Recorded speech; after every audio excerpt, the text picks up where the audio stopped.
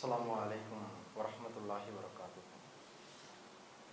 Innal hamdalillah nahmaduhu wa nasta'inuhu wa nastaghfiruhu wa na'udhu billahi min shururi anfusina wa min sayyiati a'malina. May yahdihillahu fala mudilla lahu wa may yudlil fala hadiya lahu. Ashhadu an la ilaha illallah wahdahu la sharika lahu wa ashhadu anna Muhammadan abduhu wa rasuluhu amma ba'd.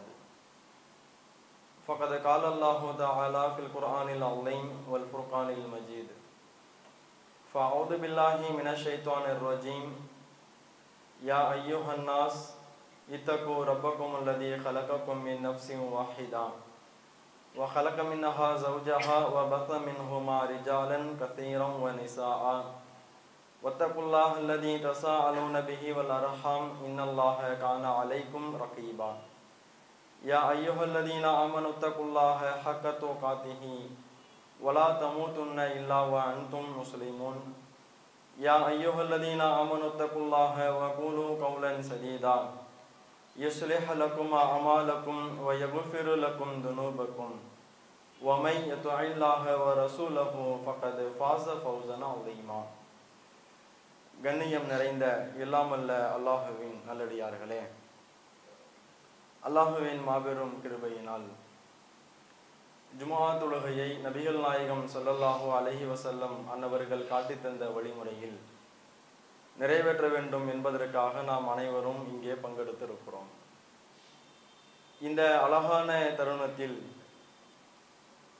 நம் அனைவரையும் படைத்த இறைவன் இந்த மனிதர்களுக்கு செய்த அருட்கொடையை பற்றி சில இடங்களில் அல்லாஹ் பேசும் பொழுது வஜஅல லக்குமுஸ் ஸமஅ வல் அப்சார வல் அஃஇதா, அவன்தான் உங்களுக்கு செவிப்புலனையும் பார்வையையும் உள்ளங்களையும் உங்களுக்கு வழங்கினான். கலீலம்மா தஷ்குருன், நீங்கள் குறைவாகவே நன்றி செலுத்துகிறீர்கள் என்று அல்லாஹ் திருமறை குர்ஆனிலே எடுத்துரைப்பதை பார்க்கிறோம்.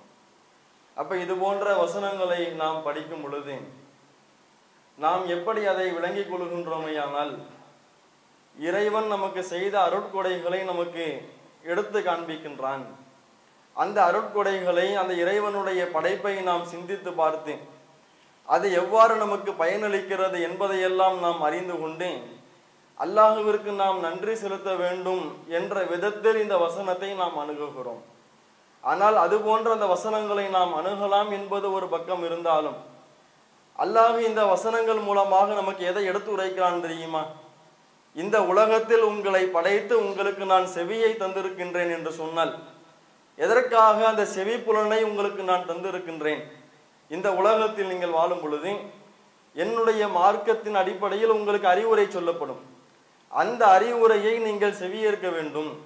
அதை செவியேற்றதோடு மட்டும் நின்று விடாமல் அதை உள்ளத்தில் ஏந்தி அதை சிந்தித்து உங்களுடைய வாழ்க்கையில் நீங்கள் நடைமுறைப்படுத்துவதன் மூலமாக மறுமையில் நீங்கள் வெற்றியடைய வேண்டும் என்பதையும் தான் அல்லாஹ் இந்த வசனத்தில் எடுத்துரைக்கிறான். அல்லாஹ் நமக்கு செவிப்புலனை தந்திருக்கின்றானேயானால் அதன் மூலமாக இந்த உலகத்தில் சொல்லப்படுகின்ற அறிவுரைகளை நாம் செவிதாழ்த்த வேண்டும். அதே போன்று அல்லாஹ் நமக்கு இந்த உலகத்தில் பார்வையை தந்திருக்கின்றானேயானால் நல்ல விஷயங்களை நாம் பார்ப்பதன் மூலமாக இறைவனுடைய மார்க்கத்தை, இறைவனுடைய அத்தாட்சிகளை நாம் பார்த்து இறைவனை நாம் நம்பிக்கை கொள்வதன் மூலமாக அதே போன்று சிந்திக்கக்கூடிய உள்ளத்தை அல்லாஹ் நமக்கு கொடுத்திருக்கின்றானேயானால் அதன் மூலமாக சத்தியம் எது அசத்தியம் எது என்பதை நாம் சிந்தித்து அதை நம்முடைய வாழ்க்கையில் நாம் கடைபிடிக்க வேண்டும் என்பதற்காக வேண்டிதான் அல்லாஹ் இந்த அருட்கொடையெல்லாம் நமக்கு வழங்கி இருக்கின்றான். அப்ப அதையெல்லாம் பெற்று இருக்கக்கூடிய நாம் அல்லாஹ்விற்கு நாம் எப்படி நன்றி செலுத்த வேண்டும்? அந்த உறுப்புகளை, அந்த அருட்கொடைகளை நாம் சரியான முறையில் நாம் பயன்படுத்துவதன் மூலமாக தான் இந்த உலகத்தில் நாம் அல்லாஹ்விற்கு நன்றி செலுத்த முடியும். அல்லாஹ் திருமறை குர்ஆனில் மூமின்களுடைய பண்பு என்ற ஏராளமான பண்புகளை அல்லாஹ் எடுத்துரைக்கின்றான். அதிலே ஒரு பண்பிலே அல்லாஹ் சொல்லும் பொழுது பஷீர் இபாத், என்னுடைய அடியார்களுக்கு சொர்க்கத்தை குறித்தான நற்செய்தியை நீங்கள் சொல்லுங்கள். இந்த உலகத்தில் வாழும் பொழுது என்னுடைய அடியார்கள் அவர்கள் சில பண்புகளை கொண்டிருப்பார்கள், அவர்களுடைய நடத்தை ஒரு விதமாக இருக்கும். அந்த நடத்தை கொண்டவர்களை, அந்த பண்பை கொண்ட மக்களுக்கு மறுமையில் அல்லாஹ் சொர்க்கத்தை தரவிருக்கிறான் என்று நீங்கள் நற்செய்தி கூறுங்கள் என்று அல்லாஹ் சொல்லிவிட்டு அவர்கள் எந்த பண்புடையவர்கள் தெரியுமா? அல்லதீன யஸ்தமிஊனல் கௌல ஃபயத்தபிஊன அஹ்ஸனா. அவர்களுக்கு ஒரு அறிவுரை சொல்லப்படுமையானால் அந்த அறிவுரையை அவர்கள் செவித்தாழ்த்து கேட்பார்கள். அந்த அறிவுரைக்கு அவர்கள் செவிசாய்ப்பார்கள். எந்தெந்த அறிவுரை எல்லாம் அவர் கேட்டார்களோ ஃபயத்தபிஊன அஹ்ஸனா, அவற்றில் அழகானவற்றை அவர்கள் பின்பற்றுவார்கள் என்று அல்லாஹ் திருமறை குர்ஆனிலே எடுத்துரைக்கின்றான். அஹ்ஸனா என்கின்ற வார்த்தையை அல்லாஹ் சொல்கின்றான் அல்லவா, அது வேறு ஒன்றுமல்ல. அல்லாஹ்வின் தூதர் சொன்னார்கள், அஹ்ஸனல் ஹதி ஹதியு முஹம்மத், வழிகாட்டுதலில் மிக அழகானது என்று சொன்னால் முஹம்மது நபி நமக்கு காட்டிய அந்த வழிமுறை தான். முஹம்மது நபி என்ன வழிமுறையை காட்டினார்கள்?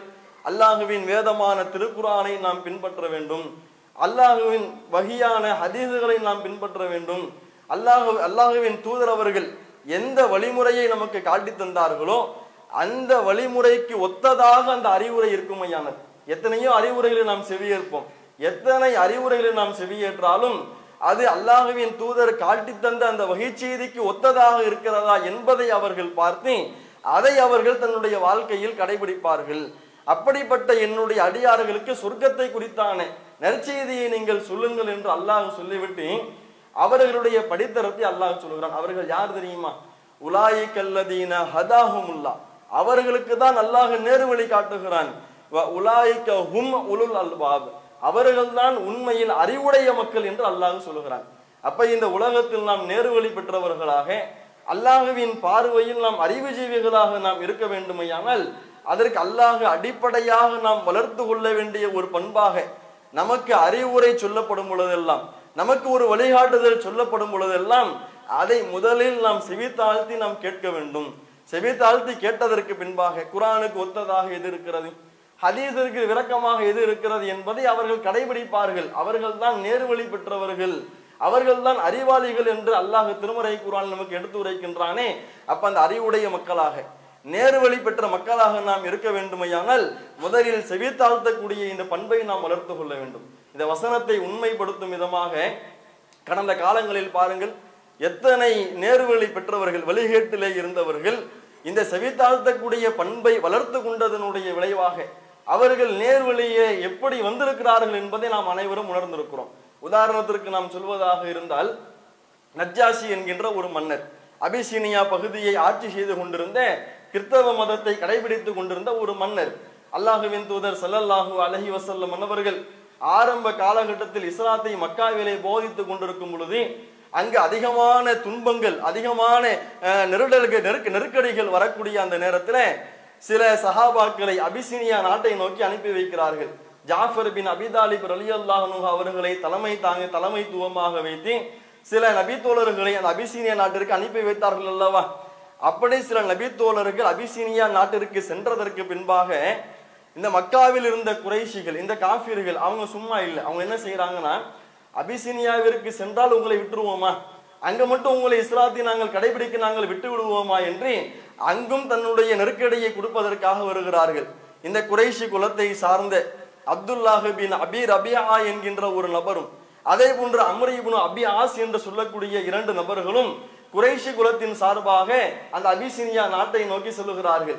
அங்கு நஜ்ஜாசி மன்னரிடத்துல இந்த இஸ்லாத்திற்கு எதிராக நம்முடைய வாதத்தை முன்வைத்தால், இந்த முஸ்லிம்களுக்கு எதிராக நம்முடைய வாதத்தை முன்வைத்தால் நம்மால் வெற்றி அடைய முடியாது என்பதை அவர்கள் உணர்ந்து கொண்டார்கள். அதனுடைய பின்னணி வெளிப்பாடு என்ன தெரியுமா?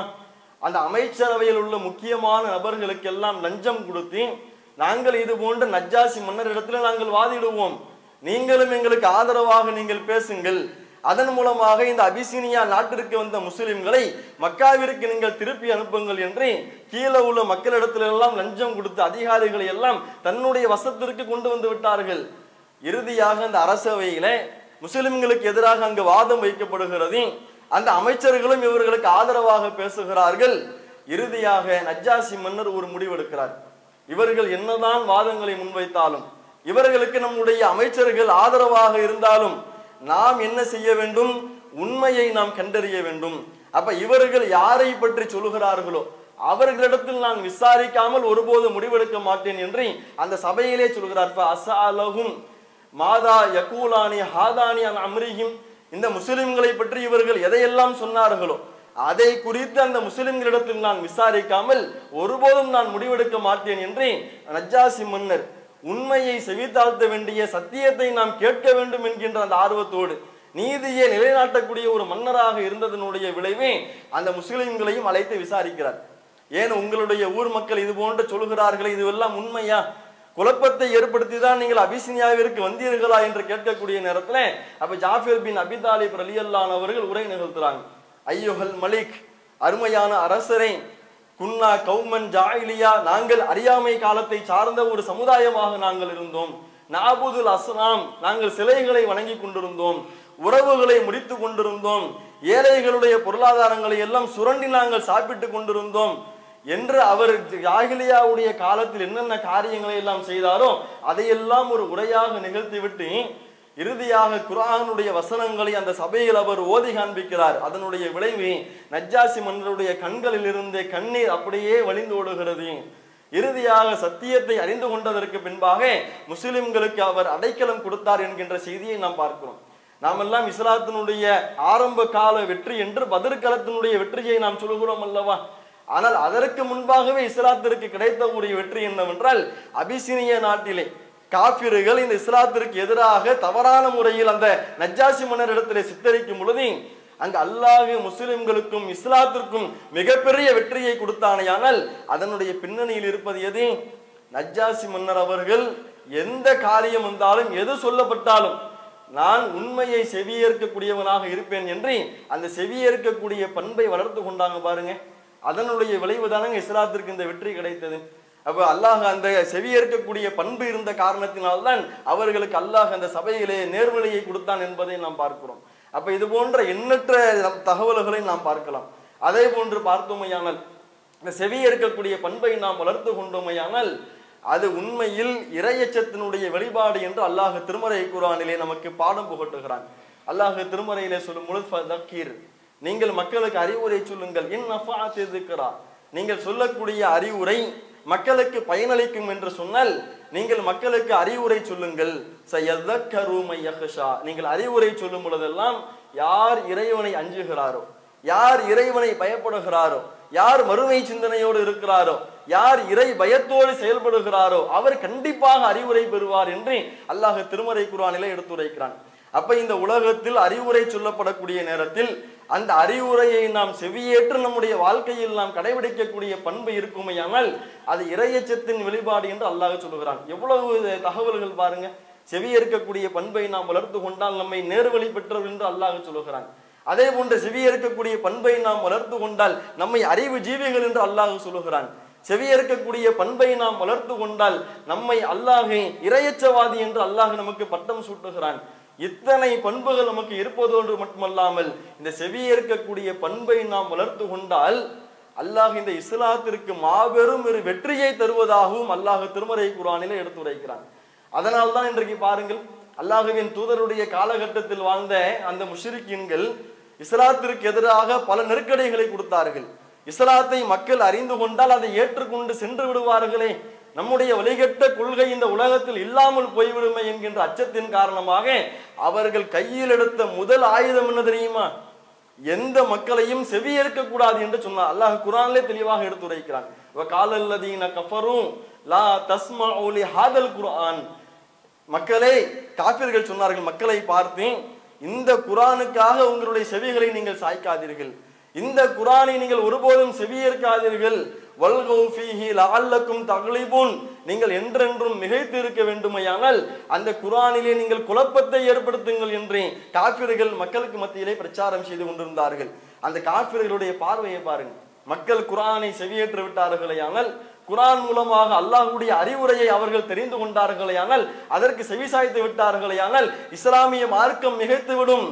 எனவே இஸ்லாம் ஒருபோதும் மிகைத்து விடக்கூடாது, இந்த இணை வைப்பு கொள்கை தான் மிகைத்து இருக்க வேண்டும் என்பதற்காக குர்ஆனை நீங்கள் செவிசாய்க்காதீர்கள், குர்ஆனுடைய அறிவுரையை நீங்கள் ஒருபோதும் காது கொடுத்து கேட்காதீர்கள், அதிலே நீங்கள் குழப்பத்தை ஏற்படுத்துங்கள் என்று காஃபிர்கள் அன்றைக்கு பிரச்சாரம் செய்ததையெல்லாம் நாம் பார்க்கிறோம். அப்ப இந்த அடிப்படையில் அல்லாஹ் இந்த இஸ்லாமிய மார்க்கத்திற்கு மிகப்பெரிய வளர்ச்சியை கொடுக்க வேண்டுமையானால் அதற்கு இந்த உலகத்தில் வாழக்கூடிய முஸ்லிம்களாகிய நாம் நமக்கு அறிவுரை சொல்லப்படக்கூடிய நேரத்தில் அதை செவியேற்பதற்கு நாம் தயாராக இருக்கக்கூடிய மக்களாக நாம் இருக்க வேண்டும். ஆனால் இன்றைய நிலை என்ன தெரியுமா? இன்றைக்கு நிலையை நாம் பார்க்கிறோம். இன்றைக்கு நம்முடைய ஜமாத்தின் சார்பாகவும் எத்தனையோ நாம செயல் திட்டங்களை நாம் கையில் எடுக்கிறோம். தற்பொழுது நாம 4 மாத செயல் திட்டத்தை நாம கையில் எடுத்திருக்கிறோம். இல்லை, என்ன செயல் திட்டம்? இளைஞர்களை நாம் குறிவைத்து அவர்களுக்கு மத்தியில் உள்ள அந்த போதை கலாச்சாரத்தை நாம் தெளிவுபடுத்த வேண்டும். அவர்கள் எப்படி மார்க்கத்திற்கு முரணாக சென்று கொண்டிருக்கின்றார்களோ அதை நாம் மக்களுக்கு மத்தியில் நாம் தெளிவுபடுத்தி இளைஞர் சமுதாயத்தை, அந்த இளைஞர்களை மார்க்கத்தை கற்ற இளைஞர்களாக, மறுமைக்காக வாழக்கூடிய இளைஞர்களாக உருவாக்க வேண்டும் என்று இளைஞர்களை குறிவைத்து நாம் செயல் திட்டங்களை கையில் எடுக்கின்றோமே, அதற்கு அடிப்படை காரணம் என்ன தெரியுமா? இன்றைய இளைஞர்கள் செவித்தாழ்த்தக்கூடிய பண்பை வளர்த்து கொள்ளாமல் இருக்கிறார்கள். இன்றைக்கு நாம இந்த நேர்வழியில் நாம் பயணிக்கின்றோமையானால் அல்லாஹுவை மட்டுமே வணங்க வேண்டும், நாம் ஷிர்க்கை வைக்கக்கூடாது, பிதாத்தான காரியங்களை நாம் செய்யக்கூடாது, மறுமையில் நாம் அல்லாஹுவை சந்திக்கும் பொழுது இந்த தௌஹீதில் இருந்தால்தான் நம்மால் வெற்றி அடைய முடியும் என்கின்ற சிந்தனையோடு நாம் பயணிக்கின்றோமையானால் நாம இந்த தௌஹீதுக்கு வந்ததனுடைய ஆரம்பத்தை எடுத்து பாருங்கள், அதனுடைய பின்னணியை நீங்கள் எடுத்து பாருங்கள். நாம நம்முடைய செவியை நாம திறந்தோம், அல்லாஹ் அந்த செவி புலனை நமக்கு திறந்து இந்த மார்க்கத்தை சிந்திப்பதற்குரிய வாய்ப்பை அல்லாஹ் கொடுத்தான். ஆனால் இன்றைய இளைஞர்கள் நாம இன்றைக்கு அறிவுரை சொன்னால் அதை செவியேற்பதற்கு யாருமே இன்றைக்கு தயாராக இல்லை. அதற்கு மாறாக ஷைத்தான் அவர்களை எப்படி வழிகெடுத்து கொண்டிருக்கின்றானையானால் நாம அறிவுரைகளை செவியேற்காமல் இருக்கிறோமே, நாம இந்த அறிவுரைகளை செவியேற்பதின் மூலமாக நேர்வழி அடைவதற்கு பதிலாக இன்றைக்கு வழிகேட்டை நோக்கி நாம் சென்று கொண்டிருக்கிறோமே என்று வருத்தப்பட வேண்டிய இளைஞர்கள் இன்றைக்கு அறிவுரை சொல்லக்கூடிய மக்களுக்கு என்ன செய்யறாங்கன்னா புனை பெயரிடுகின்றார்கள். யாரெல்லாம் இன்றைக்கு அறிவுரை சொல்லுகிறார்களோ அவர்களை பார்த்து பூமர் அங்கிள்னு பேர் வைக்கிறான்.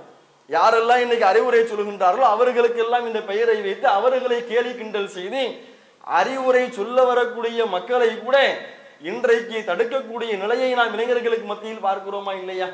இன்றைய இளைஞர்கள் அறிவுரைகளை செவியேற்க ஆரம்பித்து விட்டால், இன்றைய இளைஞர்கள் அந்த அறிவுரைகளை உள்ளத்தில் ஏந்தி அதை அவர்கள் நடைமுறைப்படுத்த ஆரம்பித்து விட்டார்களே, ஆனால் கண்டிப்பாக அவர்களுக்கு மத்தியிலே மிகப்பெரிய ஒரு மாற்றம் வரும்.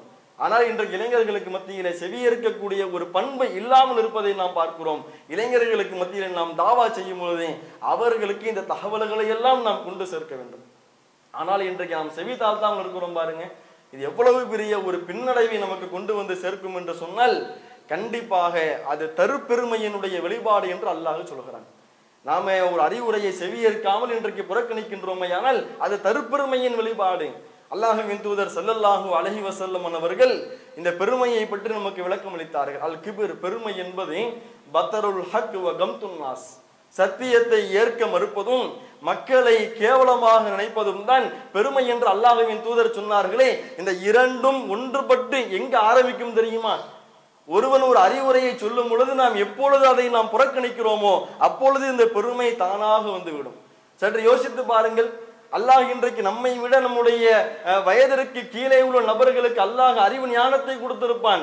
அவர்கள் ஒரு அறிவுரை சொல்லும் பொழுது இவனெல்லாம் எனக்கு அறிவுரை சொல்றதா அப்படின்னு அந்த அறிவுரையை நாம் மறுக்கிறோம் பாருங்க. அந்த மக்களை நாம் கேவலமாக நினைக்கிறோம். அவன் சொல்லக்கூடிய சத்தியத்தை நாம் ஏற்க மறுக்கிறோம். அதே போன்று பாருங்கள், ஒரு மாணவன் ஒரு ஆசிரியருக்கு அறிவுரை சொன்னால் இன்றைக்கு ஏற்றுக்கொள்ளக்கூடிய நிலை இல்லை.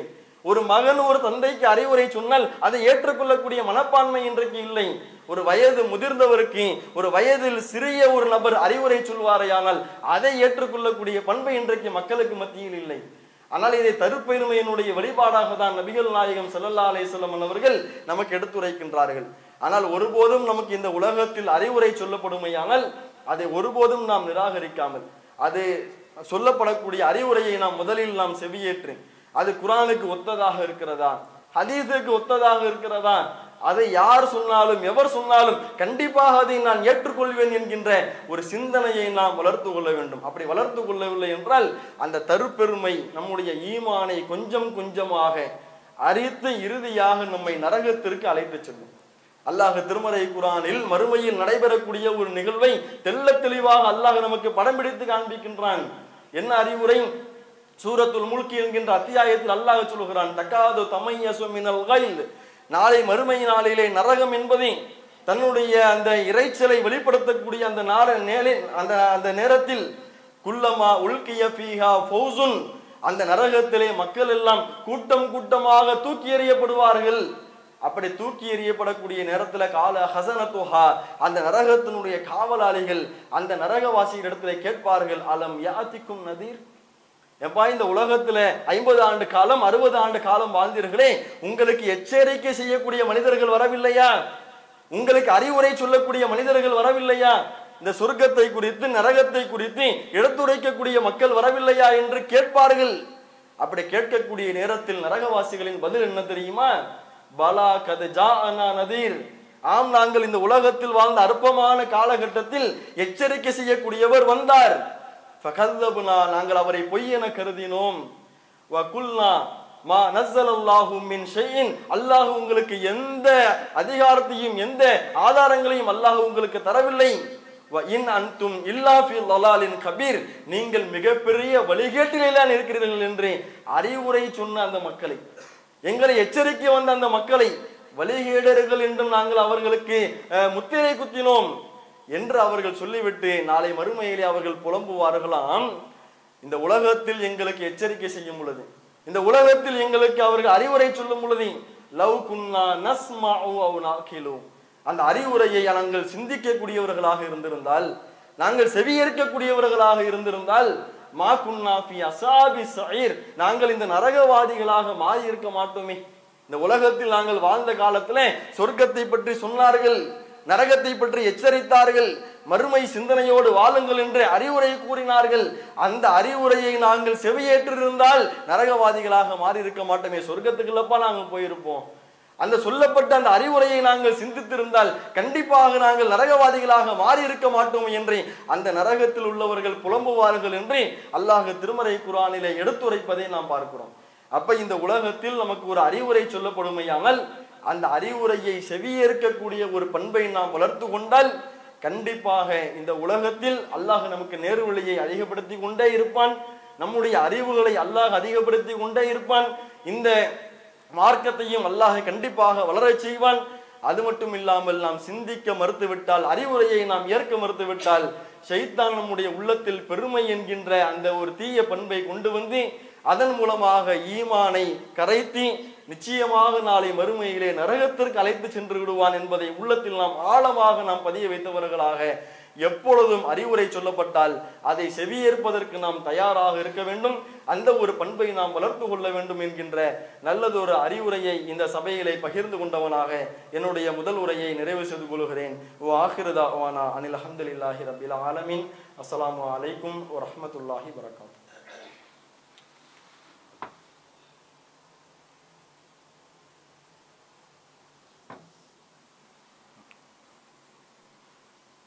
அல்ஹம்துலில்லாஹி ரப்பில் ஆலமீன். அஸ்ஸலாத்து வஸ்ஸலாமு அலா நபியி ஸல்லல்லாஹு அலைஹி வஸல்லம். அம்மா பஅத். கண்ணியம் நிறைந்த எல்லாம் அல்ல அல்லாஹ்வின் நல்லடியார்களே,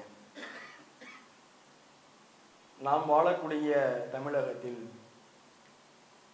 இங்கு அமர்ந்திருக்கக்கூடிய எல்லா மனிதர்களும் ஒரு காலத்தில் இணை வைப்பு கொள்கையையும் பிதஅத்தான இஸ்லாத்தில் காட்டித்தரப்படாத நூதனமான காரியங்களையும் செய்து கொண்டிருந்தவர்களாக தான் இருந்தோம். அல்லாஹு ரப்புல் ஆலமீன் நம்முடைய செவிகளை திறந்து அவனுடைய மார்க்க அறிவுரைகளை செவியேற்றி சிந்திக்கக்கூடிய ஒரு பண்பை அல்லாஹ் நமக்கு கொடுத்தான். அதனுடைய விளைவாக தான் இன்றைக்கு நாம் தௌஹீதிலே நாம் பயணித்துக் கொண்டிருக்கிறோம். ஆனால் இன்றைக்கு தௌஹீதிலே நாம் பயணித்தாலும் வருத்தப்பட வேண்டிய ஒரு செய்தி என்னவென்றால், அல்லாஹ் இந்த தௌஹீதிற்கு மாபெரும் ஒரு வெற்றியை கொடுத்து விட்டான். ஆனால் இந்த அறிவுரைகளை செவியேற்கக்கூடிய பண்பை இன்றைக்கு தௌஹீதுவாதிகளிடத்திலே பெரும்பான்மையான மக்களிடத்தில் இல்லாமல் இருப்பதை நாம் பார்க்கிறோம். அதற்கு சில காரணங்களையும் சொல்வதையும் நாம் பார்க்கிறோம். ஒரு மார்க்க சபை, ஒரு மார்க்கம் பேசப்படக்கூடிய ஒரு நிகழ்ச்சி ஏற்பாடு செய்யப்படுகின்றதையானால் ஆரம்ப காலகட்டத்தில் இருந்த ஒரு ஆர்வம் இன்றைக்கு குறைந்திருப்பதை நாம் பார்க்கிறோமா இல்லையா? ஆரம்பத்துல 10 மணிக்கு பயான்லாம் 9:30 மணிக்கு வந்துருவோம். ஆனா இன்னைக்கு 10 மணிக்கு பயான் நோட்டீஸ் அடிச்சு கொடுத்தா 10 மணின்னு போடுவாங்க. ஆரம்பிக்கிறதுக்கு 10:30 ஆயிரும், பொறுமையா நம்ம போலாம் அப்படிங்கிற ஒரு சிந்தனை இன்னைக்கு வந்துருச்சுல. அதற்கு காரணம் என்ன? எந்த சபைக்கு போனாலும் சொன்னதையே தான் திரும்பி திரும்பி சொல்லிக்கிட்டு இருக்கிறாங்க. நமக்கு தெரிஞ்சதை தானே சொல்ல போறாங்க, புதிதாக எதை நமக்கு சொல்ல போறாங்க அப்படிங்கிற ஒரு தடை கல்லுதான். அந்த ஒரு காரணம் தான் இந்த பின்னடைவுக்கு ஒரு காரணமாக இருக்கிறது. ஆனால் அல்லாஹ் திருமறை குர்ஆனிலே ஈமான் கொண்ட மூமின்களுக்கு ஒரு கட்டளை இடுகின்றான். யா அய்யுஹல்லதீன ஆமனு, ஈமான் கொண்ட என்னுடைய அடியார்களே, அத்தியுல்லாஹு வ அத்தியுர் ரசூல், அல்லாஹ்வுக்கும் அவனுடைய தூதருக்கும் நீங்கள் கட்டுப்படுங்கள். வலா தவல்லவ் அன்ஹு வ அன்தும் தஸ்மஊன், நீங்கள் செவியேற்று கொண்டிருப்பவராக இருக்கக்கூடிய நிலையில் அதை விட்டும் நீங்கள் திசை மாறி சென்று விடாதீர்கள், புறக்கணித்து விடாதீர்கள் என்று அல்லாஹ் தெளிவாக எடுத்துரைக்கின்றான். அப்ப இந்த மார்க்கத்தை செவியேற்கக்கூடிய ஒரு நிலையில் நாம் அல்லாஹ்வுக்கும் அல்லாஹ்வுடைய தூதருக்கும் நாம் முழுமையாக நாம் கட்டுப்பட வேண்டும். அதை விட்டு நாம் ஒருபோதும் திசை மாறிவிடக் கூடாது. அப்படி திசை மாறக்கூடிய பண்பு என்றால் என்ன தெரியுமா? அல்லாஹ் அந்த வசனத்தினுடைய தொடர்ச்சியாக சொல்லுகிறான், வலா தகூனு கல்லதீன காலு சமிஅனா வஹும் லா யஸ்மஊன், நாங்கள் செவியேற்றோம் என்று சில மக்கள் சொல்வார்கள், ஆனால் அவர்கள் உண்மையாகவே செவியேற்கவில்லை. அந்த மக்களை போன்று நீங்கள் ஆகிவிடாதீர்கள். அல்லாஹ் சொல்லக்கூடிய அறிவுரை இதுதான். நீங்க தௌஹீதை ஏற்றுக்கொண்டீர்கள், அறிவுரைகள் எல்லாம் செவியேற்கிறீங்க, மாற்று கருத்து இல்லை. ஆனா சில மக்களை போன்று நீங்கள் மாறிவிடாதீர்கள். அவர் பண்பு என்ன தெரியுமா? நாங்கள் செவியேற்றோம் என்று அவர்கள் சொல்வார்கள், ஆனால் அவர்கள் உண்மையாக செவியேற்கவில்லை. என்ன உண்மையாக செவியேற்கவில்லை? ஒரு இடத்திற்கு நாம் செல்கிறோம், ஒரு 15 நிமிடம் நமக்கு மார்க்க அறிவுரை சொல்லப்படுகிறது, ஒரு அரை மணி நேரம் மார்க்க அறிவுரை சொல்லப்படுகின்றது. ஆனால் அதில் சொல்லப்பட்ட தகவல்களை நாம் உள்ளத்தில் ஆழமாக பதிய வைத்துக் கொண்டு அதை நம்முடைய நடைமுறைக்கு நாம் கொண்டு வரவில்லை என்று சொன்னால், சொல்லப்பட்ட அறிவுரையை நாம் சரியாக நாம் சிந்திக்கவில்லை என்று சொன்னால், அது போன்ற மக்களாக நீங்கள் மாறிவிடாதீர்கள். சற்று யோசித்து பாருங்கள். சென்ற வார ஜும்மாவிற்கு நாம வந்தோம், என்ன தலைப்பில் பேசினாங்க, என்ன அறிவுரை சொன்னார்கள்? அதற்கு முந்தைய ஜும்மாவிற்கும் நாம் வந்தோம், என்ன அறிவுரை சொன்னார்கள்? நம்முடைய வாழ்க்கையில் என்ன மாற்றம் வந்தது? கடந்த ரமலான் மாதத்தில் 30 நாட்கள் தொடர்ச்சியாக பயான்களை கேட்டோம், என்ன நமக்கு மாற்றம் வந்தது? ஆனால் நம்ம அனைவருமே அதை செவியேற்றுமா இல்லையா? வாரந்தோறும் ஜும்மாவுக்கு வந்து பயானை கேட்கிறோம், ரமலான் மாதம் வந்து விட்டால் தொடர் உரைகளை நாம் கேட்கிறோம். அதே போன்று எங்கெல்லாம் மார்க்க நிகழ்ச்சிகள் நடைபெறுகிறதோ அங்கெல்லாம் சென்று மார்க்க அறிவுரைகளை நாம் செவியேற்கிறோம். ஆனால் உண்மையாக செவியேற்றோமா என்பதுதான் கேள்வி. உண்மையாக செவியேற்பது என்றால் அதை நம்முடைய உள்ளத்தில் நாம் பதிய வைத்து நாம் நடைமுறைக்கு கொண்டு வந்தோமா?